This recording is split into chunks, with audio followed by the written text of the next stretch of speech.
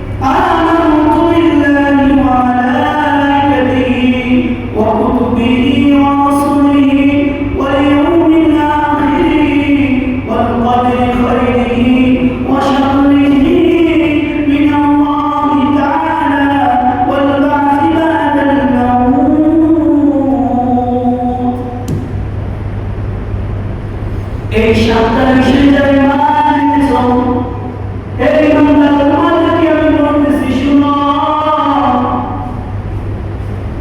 আমি আল্লাহ তোমাকে বড় মায়া করে বড় ভালোবেসে বানাইছি।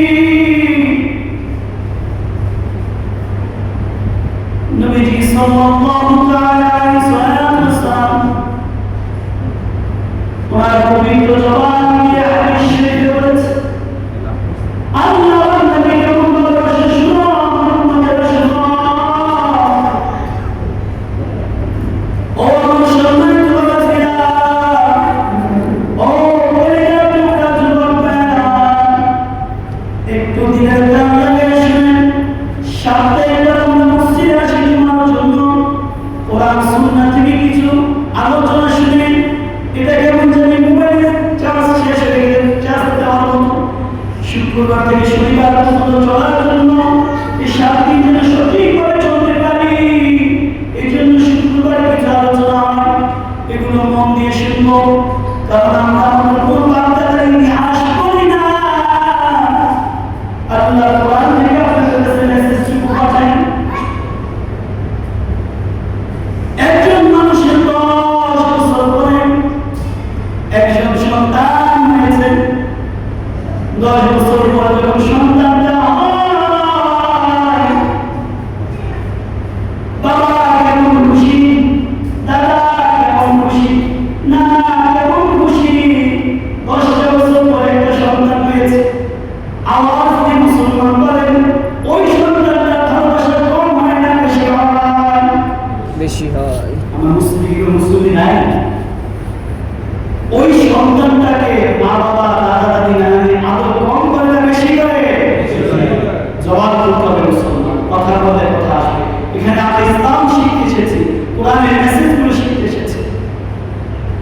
আপনারা কি বলেছেন 10 বছর পরে একটা সন্তান হইলে ওই সন্তানকে বাবা বেশি ভালোবাসে, দাদা বেশি ভালোবাসে, নানা বেশি ভালোবাসে।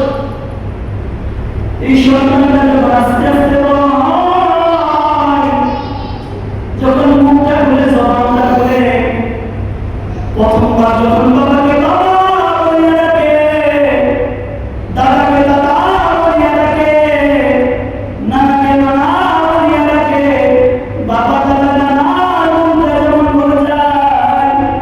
পয়গম্বর রাসূল আরবি ওয়ালা যমিদান বিমা ইয়ানবি বিল উম্মাতির শুরা, তার থেকে হাজার হাজার গুণে তুমি যখন তোমার জবান দিয়া